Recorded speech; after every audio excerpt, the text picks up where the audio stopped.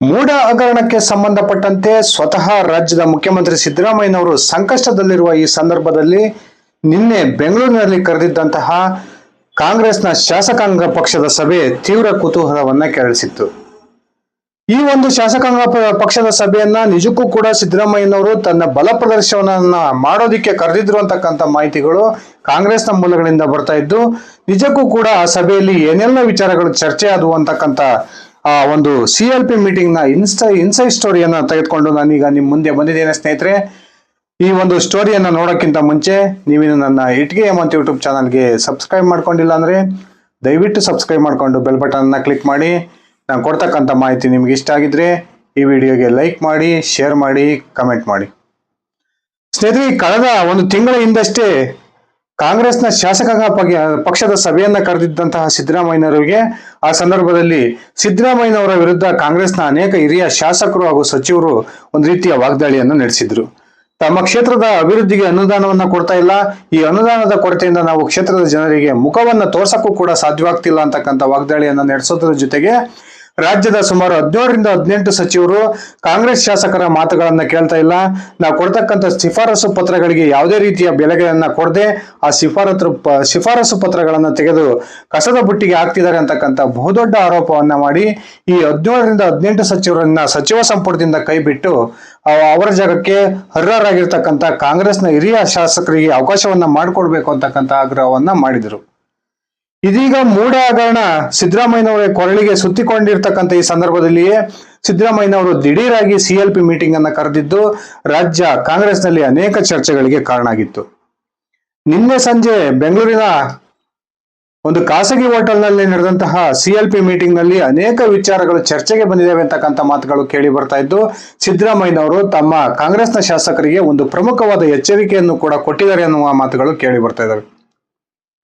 ಹಾಗಾದ್ರೆ ನಿನ್ನೆ CLP meeting ನಲ್ಲಿ ಏನೆಲ್ಲ ವಿಚಾರಗಳು ಚರ್ಚೆ ಆದವು? ಸಹಜವಾಗಿಯೇ ನಿನ್ನೆ ಕರೆದಿದ್ದಂತಹ ಒಂದು ಸಭೆ ಸಿದ್ದರಾಮಯ್ಯನವರ ಬಲ ಪ್ರದರ್ಶನಕ್ಕೆ ಒಂದು ವೇದಿಕೆ ಆಯ್ತು ಅಂದ್ರೆ ತಪ್ಪಾಗೋದಿಲ್ಲ. ಕಾಂಗ್ರೆಸ್ನ 135ಕ್ಕೂ ಹೆಚ್ಚು ಶಾಸಕರು ಕೂಡ ಸಿದ್ದರಾಮಯ್ಯನವರ ಪರವಾಗಿ ನಿಲ್ಲಬೇಕು ಅನ್ನೋ ಒಂದು ಒಕ್ಕೊರಲಿನ ಧ್ವನಿಯನ್ನ ನಿನ್ನೆ ಎತ್ತಿದ್ದು, ಸಿದ್ದರಾಮಯ್ಯನವರು ಯಾವುದೇ ಕಾರಣಕ್ಕೂ ಕೂಡ ರಾಜೀನಾಮೆಯನ್ನ ಕೊಡಬಾರದು ಅಂತಕ್ಕಂಥ ಆಗ್ರಹವನ್ನ ಕಾಂಗ್ರೆಸ್ನ ಶಾಸಕರು ಮಾಡಿದ್ರು. ಅದಷ್ಟೇ ಅಲ್ಲದೆ ಈ ಮೂಡ ಹಾಗೂ ST ಕಾರ್ಪೊರೇಷನ್ ನ ಅಕ್ರಮ ಹಣ ವರ್ಗಾವಣೆಗೆ ಸಂಬಂಧಪಟ್ಟಂತ ಏನು 2 ಹಗರಣಗಳು ರಾಜ್ಯದಲ್ಲಿ ಹೊರಗೆ ಬಂದಿದ್ದಾವೆ, ಈ ಹಗರಣದಲ್ಲಿ ಒಂದೇ ಒಂದು ಪೈಸದ ತಪ್ಪನ್ನು ಕೂಡ ನಾನು ಮಾಡಿಲ್ಲ ಅಂತಕ್ಕಂಥ ಒಂದು ಸ್ಪಷ್ಟನೆಯನ್ನ ಸಿದ್ದರಾಮಯ್ಯನವರು ಕಾಂಗ್ರೆಸ್ನ ಶಾಸಕರಿಗೆ ಕೊಟ್ಟು ಅವರಿಗೆ ಧೈರ್ಯ ತುಂಬತಕ್ಕಂಥ ಕೆಲಸವನ್ನ ಮಾಡಿದ್ದಾರೆ ಅಂತಕ್ಕಂಥ ಮಾತುಗಳು ಕೂಡ ಕೇಳಿ ಬರ್ತಾ ಇದಾವೆ.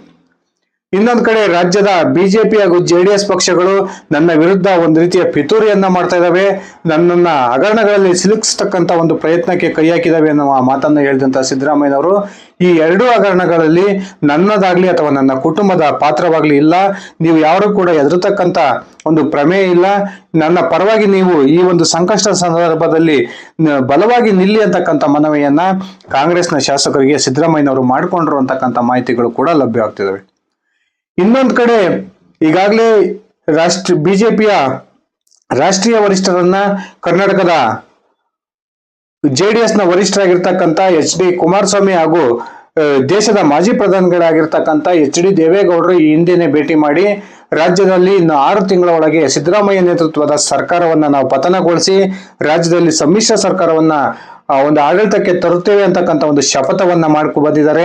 ಅಮಿತ್ ಶಾ ಅವರಿಗೆ ಒಂದು ಭರವಸೆಯನ್ನು ಕೂಡ ಈ ಇಬ್ಬರು ನಾಯಕರು ಕೊಟ್ಟಿದ್ದಾರೆ ಅಂತಕ್ಕಂಥ ಮಾತುಗಳನ್ನ ನಿನ್ನೆಯ CLP ಮೀಟಿಂಗ್ ನಲ್ಲಿ ಪ್ರಸ್ತಾಪ ಮಾಡಿರ್ತಕ್ಕಂಥ ಸಿದ್ದರಾಮಯ್ಯನವರು ಯಾವುದೇ ಕಾರಣಕ್ಕೂ ಮೈತ್ರಿ ಪಕ್ಷಗಳು ನಿಮಗೆ ಹೊರತಕ್ಕಂಥ ಆಮಿಷಕ್ಕೆ ಯಾವೊಬ್ಬ ಶಾಸಕರು ಕೂಡ ಬಲಿಯಾಗಬೇಡಿ, ನೀವು ಒಂದು ವೇಳೆ ಬಲಿಯಾಗಿದ್ದೆ ಆದ್ರೆ ರಾಜ್ಯದಲ್ಲಿ ನನ್ನ ನೇತೃತ್ವದ ಸರ್ಕಾರ ಏನಾದರೂ ಪತನ ಆದ್ರೆ ಮುಂದೆ ನೇರವಾಗಿ ಚುನಾವಣೆಗೆ ಹೋಗ್ತಕ್ಕಂಥ ಸಂದರ್ಭ ರಾಜ್ಯದಲ್ಲಿ ಬರ್ಬೋದು, ಆ ಸಂದರ್ಭದಲ್ಲಿ ನೀವು ಮತ್ತೊಮ್ಮೆ ಆರಿಸಿ ಬರೋದು ಕಷ್ಟ ಆಗುತ್ತೆ ಅಂತಕ್ಕಂಥ ಒಂದು ನೇರ ಎಚ್ಚರಿಕೆಯನ್ನ ಇದೀಗ ಕಾಂಗ್ರೆಸ್ ಶಾಸಕರಿಗೆ ಕೊಟ್ಟಿದ್ದು, JDS ಹಾಗೂ BJP ಏನು ರಾಜ್ಯದಲ್ಲಿ ಬಹುದೊಡ್ಡ ಮಟ್ಟದ ಆಪರೇಷನ್ ಕಮಲಕ್ಕೆ ಕೈ ಹಾಕಿದೆ ಅಂತಕ್ಕಂಥ ಮಾತುಗಳು ಕೇಳಿ ಬರ್ತಾ ಇದಾವೆ. ಆ ಆಪರೇಷನ್ ಕಮಲವನ್ನ ವಿಫಲಗೊಳಿಸುವ ಪ್ರಯತ್ನಕ್ಕೆ ಇದೀಗ ಸಿದ್ದರಾಮಯ್ಯನವರು ಕೈ ಹಾಕಿದ್ದಾರೆ. ಇದೇ ಸಂದರ್ಭದಲ್ಲಿ ಮಾತನಾಡಿದಂತಹ ಸಿದ್ದರಾಮಯ್ಯನವರು BJP ಹಾಗೂ JDS ರಾಜ್ಯದ ಕಾಂಗ್ರೆಸ್ನ ಅಸಮಾಧಾನಿತ ಶಾಸಕರನ್ನ ಸಂಪರ್ಕ ಮಾಡೋ ಒಂದು ಪ್ರಯತ್ನವನ್ನ ಮಾಡ್ತಾ ಇದೆ ಎನ್ನುವ ಮಾಹಿತಿ ನನಗೆ ಬಂದಿದೆ. ಯಾವುದೇ ಕಾರಣಕ್ಕೂ ಕೂಡ ನಾವು 135ಕ್ಕೂ ಹೆಚ್ಚು ಶಾಸಕರ ಬಲ ಇರೋದ್ರಿಂದ ಆಪರೇಷನ್ ಕಮಲವನ್ನ ಮಾಡೋದು ರಾಜ್ಯದಲ್ಲಿ ಅಷ್ಟು ಸುಲಭದ ಮಾತಲ್ಲ. ಯಾವುದೇ ಕಾರಣಕ್ಕೂ ಕೂಡ ನಮ್ಮ ಸರ್ಕಾರವನ್ನ ಪತನಗೊಳಿಸ್ತಕ್ಕಂಥ ಒಂದು ಪ್ರಯತ್ನದಲ್ಲಿ ಬಿಜೆಪಿ ಹಾಗೂ ಜೆಡಿಎಸ್ಗಳು ಸಫಲವಾಗೋದಿಲ್ಲ ಅನ್ನುವ ಎಚ್ಚರಿಕೆಯನ್ನು ಕೊಡೋದ್ರ ಮೂಲಕ ಕಾಂಗ್ರೆಸ್ನ ಶಾಸಕರು ಈ ಸರ್ಕಾರಕ್ಕೆ ಸಂಕಷ್ಟ ಬಂದಿರತಕ್ಕಂಥ ಈ ಸಂದರ್ಭದಲ್ಲಿ ಒಗ್ಗಟ್ಟನ್ನ ಪ್ರದರ್ಶನ ಮಾಡಬೇಕು. ಆ ಮೂಲಕ ನಿಮ್ಮ ಎಲ್ಲಾ ಸಮಸ್ಯೆಗಳನ್ನು ಕೂಡ ನಾವು ಬರುವ ದಿನಗಳಲ್ಲಿ ಬಗೆಹರಿಸ್ತೀವಿ ಅನ್ನುವ ಭರವಸೆಯನ್ನು ಕೂಡ ಕಾಂಗ್ರೆಸ್ನ ಶಾಸಕರಿಗೆ ಕೊಟ್ಟಿದ್ದಾರೆ ಎನ್ನುವ ಮಾತುಗಳು ಕೂಡ ಕೇಳಿ ಬರ್ತವೆ. ಇನ್ನೊಂದು ಕಡೆ ಕಳೆದ CLP ಮೀಟಿಂಗ್ ನಂತೆಯೇ ಈ CLP ಮೀಟಿಂಗ್ ಅಲ್ಲೂ ಕೂಡ ಕಾಂಗ್ರೆಸ್ನ ಶಾಸಕರು ತಮ್ಮ ಕ್ಷೇತ್ರದ ಅನುದಾನದ ಕುರಿತು ಅಸಮಾಧಾನವನ್ನ ಮತ್ತೊಮ್ಮೆ ಹೊರಹಾಕಿದ್ದು, ಈ ರಾಜ್ಯದಲ್ಲಿ ಅನುದಾನದ ಕೊರತೆಯಿಂದ ನಾವು ನಮ್ಮ ಕ್ಷೇತ್ರಗಳ ಜನರಿಗೆ ಕೂಡ ಮಕ ತೋರಿಸೋದಕ್ಕೆ ಸಾಧ್ಯವಾಗ್ತಿಲ್ಲ.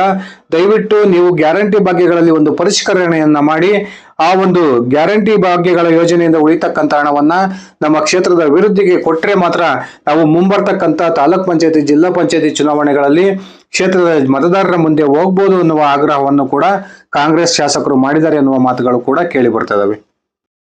ಇದೇ ಸಂದರ್ಭದಲ್ಲಿ ರಾಜ್ಯದ 2 ಪ್ರಮುಖ ಹಗರಣಗಳಿಗೆ ಸಂಬಂಧಪಟ್ಟಂತೆ ಸಿದ್ದರಾಮಯ್ಯನವರ ಕೈಯನ್ನ ಬಲಪಡಿಸುವ ಪ್ರಯತ್ನಕ್ಕೆ ಕಾಂಗ್ರೆಸ್ನ ಶಾಸಕರು ಕೈ ಹಾಕಿದ್ದು, ಕಾಂಗ್ರೆಸ್ನಲ್ಲಿರ್ತಕ್ಕಂಥ 135ಕ್ಕೂ ಹೆಚ್ಚು ಶಾಸಕರು ಕೂಡ ಸಿದ್ದರಾಮಯ್ಯನವರ ಪರವಾಗಿ ನಾವು ಇರ್ತೀವಿ ಎನ್ನುವ ಒಕ್ಕೊರಲಿನ ಒಂದು ಧ್ವನಿಯನ್ನು ಎತ್ತಿದ್ದಾರೆ ಎನ್ನುವ ಮಾಹಿತಿಗಳು ಕೂಡ ಕೇಳಿ ಬರ್ತದವೆ. ಇದೇ ಸಂದರ್ಭದಲ್ಲಿ ಸರ್ಕಾರದ ಅನೇಕ ಸಚಿವರು ಕೂಡ ಮಾತನಾಡಿ ರಾಜ್ಯದಲ್ಲಿ ಯಾವೆಲ್ಲ ರೀತಿಯ ರಾಜಕೀಯ ಬೆಳವಣಿಗೆಗಳು ನಡೀತಾ ಇದ್ದಾವೆ, ಈ ಒಂದು ಬಿಜೆಪಿ ಹಾಗೂ ಜೆಡಿಎಸ್ಗಳು ರಾಜ್ಯದ ಮುಖ್ಯಮಂತ್ರಿಯನ್ನ ತನ್ನ ಈ ಕುರ್ಚಿಯಿಂದ ಕೆಳಗಿಳಿಸುವ ಪ್ರಯತ್ನಕ್ಕೆ ಕೈ ಹಾಕಿದ್ದು, ಅದಕ್ಕೆ ರಾಜ್ಯಪಾಲರನ್ನ ಬಳಸ್ಕೊಳ್ತಾ ಇದ್ದಾರೆ ಅನ್ನುವ ಒಂದು ಬಹುದೊಡ್ಡ ಆಪಾದನೆಯನ್ನು ಕೂಡ ಮಾಡಿದ್ದಾರೆ. ಇದೇ ಸಂದರ್ಭದಲ್ಲಿ ಒಂದು ರೀತಿ ಕಾಂಗ್ರೆಸ್ನ ಶಾಸಕರಿಗೆ ಧೈರ್ಯವನ್ನ ತುಂಬುವ ಕೆಲಸವನ್ನ ಸಿದ್ದರಾಮಯ್ಯನವರು ಮಾಡಿದ್ದು, ಮುಂಬರ್ತಕ್ಕಂಥ ದಿನಗಳಲ್ಲಿ ನಿಮ್ಮ ಕ್ಷೇತ್ರದ ಅಭಿವೃದ್ಧಿಗೆ ನಾವು ಸಾಕಷ್ಟು ಅನುದಾನವನ್ನ ಕೊಡ್ತೇವೆ, ಅಲ್ಲಿವರೆಗೂ ಕೂಡ ತಾವು ಸಮಾಧಾನದಿಂದ ಇರಬೇಕು ಅನ್ನುವ ಒಂದು ಸೂಚನೆಯನ್ನು ಕೂಡ ಕೊಟ್ಟಿದ್ದಾರೆ ಎನ್ನುವ ಮಾತುಗಳು ಕೂಡ ಕೇಳಿ ಬರ್ತದವೆ. ನಿನ್ನೆ ನಡೆದಂತಹ CLP ಮೀಟಿಂಗ್ ಅತ್ಯಂತ ಕುತೂಹಲವನ್ನ ಕೇಳಿಸಿದ್ದು, ಸಿದ್ದರಾಮಯ್ಯನವರು ತನ್ನ ಬಲ ಪ್ರದರ್ಶನವನ್ನ ತನ್ನ ಕಾಂಗ್ರೆಸ್ನ ಹೈಕಮಾಂಡ್ಗೆ ಸಾಬೀತುಪಡಿಸೋದಕ್ಕೋಸ್ಕರವಾಗಿಯೇ ಈ ಮೀಟಿಂಗ್ ಅನ್ನ ಕರೆದಿದ್ರು ಅನ್ನುವ ಮಾತುಗಳು ಕೂಡ ಕೇಳಿ ಬರ್ತದವೆ. ಇದೇ ಸಂದರ್ಭದಲ್ಲಿ ಕಾಂಗ್ರೆಸ್ನ ಪ್ರತಿಯೊಬ್ಬ ಶಾಸಕ ಹಾಗೂ ಸಚಿವರು ಕೂಡ ಸಿದ್ದರಾಮಯ್ಯನವರಿಗೆ ತಮ್ಮ ಬೆಂಬಲವನ್ನ ವ್ಯಕ್ತಪಡಿಸೋದ್ರ ಮೂಲಕ ಬಹುತೇಕ ಮುಖ್ಯಮಂತ್ರಿಗಳ ಕೈಯನ್ನ ಬಲಪಡಿಸಿದ್ದಾರೆ ಎನ್ನುವ ಮಾತುಗಳು ಕೂಡ ಕೇಳಿ ಬರ್ತದವೆ. ಈ ರೀತಿ ನಿನ್ನೆ ಕುತೂಹಲಕ್ಕೆ ಕಾರಣವಾಗಿದ್ದಂತಹ CLP ಮೀಟಿಂಗ್ ಅಲ್ಲಿ ಅನೇಕ ವಿಚಾರಗಳು ಚರ್ಚೆಗೆ ಬಂದಿದ್ದು, ಅತ್ಯಂತ ಪ್ರಮುಖವಾಗಿ ಬಿಜೆಪಿ ಜೆಡಿಎಸ್ ಏನು ರಾಜ್ಯದಲ್ಲಿ ಸರ್ಕಾರವನ್ನ ಪತನ ಮಾಡ್ತಕ್ಕಂಥ ಒಂದು ಪ್ರಯತ್ನಕ್ಕೆ ಕೈ ಹಾಕಿದವೆ, ಆ ಪ್ರಯತ್ನವನ್ನು ವಿಫಲಗೊಳಿಸಬೇಕು ಅನ್ನುವ ಒಂದು ಸ್ಪಷ್ಟ ಸೂಚನೆಯನ್ನ ಸಿದ್ದರಾಮಯ್ಯನವರು ಇದೀಗ ಕಾಂಗ್ರೆಸ್ ಶಾಸಕರಿಗೆ ಕೊಡುವುದರ ಮೂಲಕ ಬಿಜೆಪಿ ಜೆಡಿಎಸ್ನ ಆಪರೇಷನ್ ಕಮಲದ ಒಂದು ಕನಸಿಗೆ ಬಹುದೊಡ್ಡ ಎಳ್ಳು ನೀರನ್ನ ಬಿಟ್ಟಿದ್ದಾರೆ ಎನ್ನುವ ಮಾತುಗಳು ಕೂಡ ಕೇಳಿ ಬರ್ತದವೆ. ಇದೇ ಸಂದರ್ಭದಲ್ಲಿ ಕಾಂಗ್ರೆಸ್ನ ಶಾಸಕರ ಒಂದು ವಿಶ್ವಾಸವನ್ನ ಪಡೆಯೋದರಲ್ಲಿಯೂ ಕೂಡ ಬಹುತೇಕ ಸಿದ್ದರಾಮಯ್ಯನವರು ಯಶಸ್ವಿಯಾಗಿದ್ದು, ನಾನು ಇನ್ನೂ ಕೂಡ ಕರ್ನಾಟಕದ ಕಾಂಗ್ರೆಸ್ನಲ್ಲಿ ಗಟ್ಟಿಯಾಗಿದ್ದೀನಿ ಅಂತಕ್ಕಂಥ ಒಂದು ಸಂದೇಶವನ್ನ AICCಗೆ ನಿನ್ನೆ ರವಾನಿಸಿದ್ದಾರೆ ಎನ್ನುವ ಮಾತುಗಳು ಕೂಡ ಕೇಳಿ ಬರ್ತದವೆ. ಸ್ನೇಹಿತರೆ, ನಿಮ್ಮ ಅಭಿಪ್ರಾಯದ ಪ್ರಕಾರ ನಿನ್ನೆ ನಡೆದಂತಹ ಕಾಂಗ್ರೆಸ್ನ ಶಾಸಕಾಂಗ ಸಭೆಯಲ್ಲಿ ನಿಜಕ್ಕೂ ಕೂಡ ಸಿದ್ದರಾಮಯ್ಯನವರು ಕಾಂಗ್ರೆಸ್ ಶಾಸಕರ ವಿಶ್ವಾಸವನ್ನ ಗೆದ್ರ? ಸಿದ್ದರಾಮಯ್ಯನವರು ಕರ್ನಾಟಕದ ಕಾಂಗ್ರೆಸ್ಗೆ ಅನಿವಾರ್ಯವಾ? ದಯವಿಟ್ಟು ಕಮೆಂಟ್ ಮಾಡಿ. ಇದಿಷ್ಟಾಗಿತ್ತು ಸ್ನೇಹಿತರೆ ನನ್ನ ಇವತ್ತಿನ ಈ ವಿಡಿಯೋ. ನಾನು ಕೊಟ್ಟಿರ್ತಕ್ಕಂಥ ಮಾಹಿತಿ ನಿಮ್ಗೆ ಇಷ್ಟ ಆಗಿದ್ರೆ ಈ ವಿಡಿಯೋಗೆ ಲೈಕ್ ಮಾಡಿ, ಶೇರ್ ಮಾಡಿ, ಕಮೆಂಟ್ ಮಾಡಿ. ನೀವಿನ್ನು ನನ್ನ ಇಟ್ಗೆ ಹೇಮಂತ್ ಯೂಟ್ಯೂಬ್ ಚಾನಲ್ಗೆ ಸಬ್ಸ್ಕ್ರೈಬ್ ಮಾಡ್ಕೊಂಡಿಲ್ಲ ಅಂದರೆ ದಯವಿಟ್ಟು ಸಬ್ಸ್ಕ್ರೈಬ್ ಮಾಡಿಕೊಂಡು ಬೆಲ್ ಬಟನ್ನ ಕ್ಲಿಕ್ ಮಾಡಿ. ಅದೇ ರೀತಿ ನನ್ನ ಇಟ್ಗೆ ಹೇಮಂತ್ ಫೇಸ್ಬುಕ್ ಪೇಜನ್ನು ಫಾಲೋ ಮಾಡಿ. ಧನ್ಯವಾದಗಳು ಸ್ನೇಹಿತರೆ, ಶುಭ ದಿನ.